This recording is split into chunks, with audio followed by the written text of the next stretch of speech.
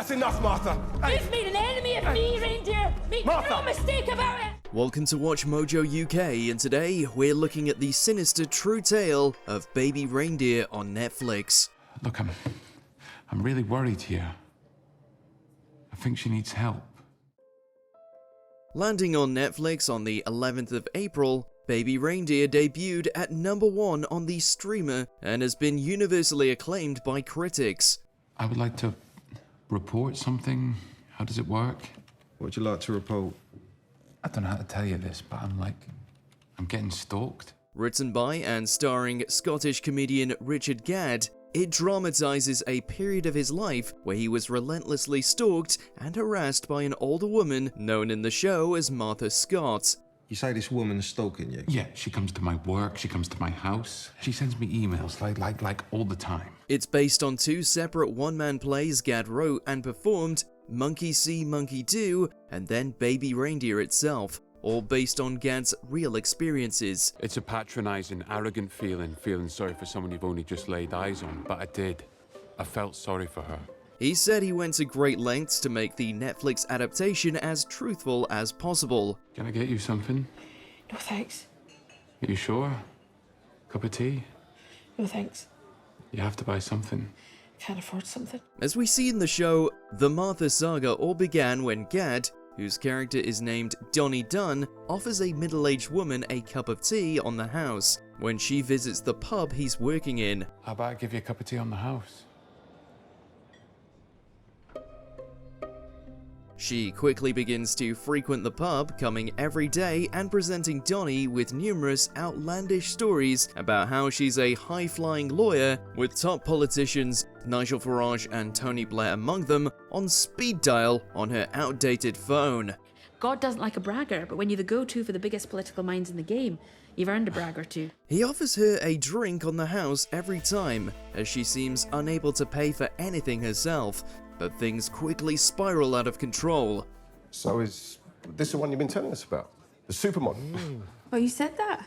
Really? Though Martha is a joke among Donnie's fellow publicans, and Donnie admits to enjoying the attention and compliments he gets from her, Martha's presence takes a more sinister turn. She always opened the conversation by saying, I've got to go. but then would stick around for the entire shift. She repeatedly attempts to persuade him to go on a date with her, and he eventually agrees to coffee, though he's not as clear as perhaps he could be that it is not a date. When he does try to make this clear, she becomes loud and aggressive in front of the shop's customers. Martha, please let go! Don't you dare! After leaving, they go in opposite directions, but Donnie decides to follow Martha home and find out where she lives, only for her to see him when he gets a message. Things escalate from there. So I went vegan recently. Had to make some sacrifices. By now, she's gotten his email from his website where he workshops his comedy routine, and she sends him hundreds of emails every day, all of which say, "sent from my iPhone" at the bottom, despite her clearly not having an iPhone. Later in the show, as the messages become even more erratic, it's implied that she's actually writing "sent from my iPhone" at the bottom of the emails herself. Throughout the emails, she gives him the nickname Baby Reindeer, which is where the title of the show comes from. In total, she sent him over 41,000 emails.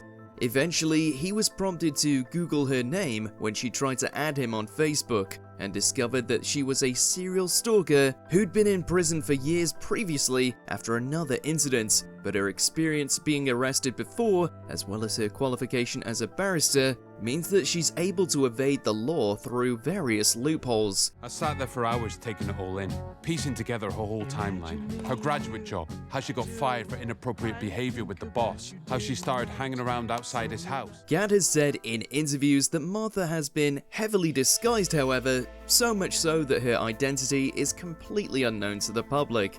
So potentially, the real-life Martha wasn't a barrister. I had a convicted stalker stalking me. I had a convicted stalker stalking me. I had a convicted stalker stalking me.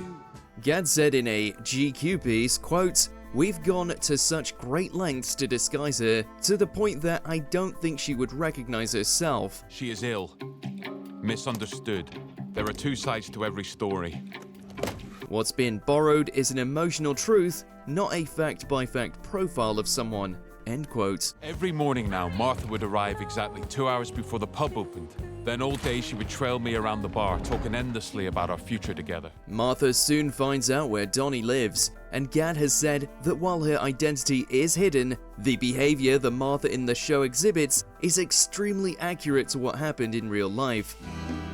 Every day now, Martha would be outside, this ticking time bomb on my life. She briefly ingratiates herself with Donnie's landlady and is invited into the house, and then spends weeks upon weeks sitting at the bus stop outside waiting for him, hiding from anybody else who might recognize her. How was your shift, Reindeer?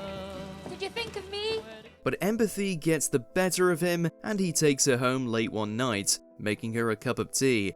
He again tries to persuade her to leave him alone, but she doesn't. If you stop now and never contact me again, then it's almost been perfect, hasn't it? When Donnie starts dating someone seriously, Martha eventually finds out. She violently assaults Donnie's girlfriend Terry and again ignores him when he warns her away. I swear to God, you lay another finger on him, I'm gonna wipe that lip from you, mark my word. She still follows him and waits for him, but has now escalated to verbally abusing him to bystanders whenever he's near. He convinces his boss at the pub to bar Martha, but this is easier said than done, and she's still able to come and go. Hey, you should see the woman he's dated. Pig ugly. If he stooped any lower, he'd be a hunchback. She also harasses his ex-girlfriend on Facebook, and at one point throws coke in her eyes, which is harrowing given that it could very easily have been a far more dangerous liquid. Someone just attacked me. What? I thought it was acid. I thought I was going to go blind. By this point, he's already gone to the police, as Gadd did in real life, but they are completely inept. In real life, Martha made 6 different Facebook accounts to harass him and his family members, and also wrote him hundreds of pages of letters. Then came the comments on all my photos, some as far back as when I first opened the account. If you've been following the news for the last few years, you'll know that in the UK, police find stalking extremely difficult to investigate and prosecute, and they often won't do anything at all until the stalker has a very violent escalation. Have you been to the police? Yeah, I have, but they, wouldn't take it seriously. Donnie then tries to trick Martha into sending him an incriminating email he can pass on as evidence, but finds out that she's recorded their conversation, which means the police go after him for entrapment. Did you meet Martha Scott in the street yesterday? Yeah, like by chance. Did you ask her to send you a sexually threatening email? Martha doesn't press charges, and the police again try to ignore the case. Martha had taped everything. Sure, I'll come take you with. Everything we'd ever done. After an incident where Martha comes into the pub and glasses Donnie before being dragged out, Donnie gets up on stage for a gig and confesses all, not just how he's been stalked, but also to another assault he suffered a few years previously at the hands of a famous writer working in television. Well, I didn't get a goodbye last night, so I thought I'd come get it now. Oh, right. Well, goodbye. Like Martha, the real identity of this perpetrator isn't known, and Gadd has disguised it all on purpose. Let's meet and talk. Might have a few pointers how to take this show to the next level. This video then goes viral and finally jumpstarts his career. In real life, Gadd had numerous critically acclaimed and sellout runs of his shows, which debuted at the Edinburgh Fringe Festival and has now put Baby Reindeer on Netflix. I knew she was bad, and I knew she was dangerous, but she flattered me. That was enough.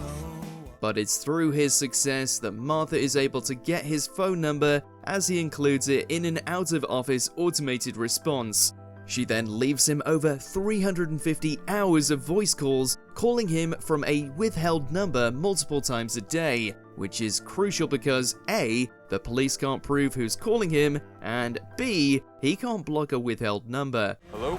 I wasn't going to speak to you ever again, but I've just been putting down the basics regarding what you said on stage. The police advise him to listen to the voicemails until she incriminates herself, and this he does. meticulously organizing and categorizing them for weeks, perhaps even months, until she starts making explicit threats about his parents. She's ringing me now, literally, as I stand here. I can see that, Mr. Dunn. Well, then do something about it. That's the final straw, and he takes his evidence to the police. In the show, Martha is sentenced to 9 months in prison after she pleads guilty to all of the offenses, and Donnie manages to get a 5-year restraining order against her. Are you guilty or not guilty? Guilty? In real life, we're not exactly sure how it ended, though Gadd said it is, quote, resolved. Gadd has said that he did get a restraining order, but we don't know if she went to prison or got the help she needed. He makes it clear in the show and in various interviews he's done that Martha is a victim too, a seriously unwell woman who needs major medical help so that she can recover.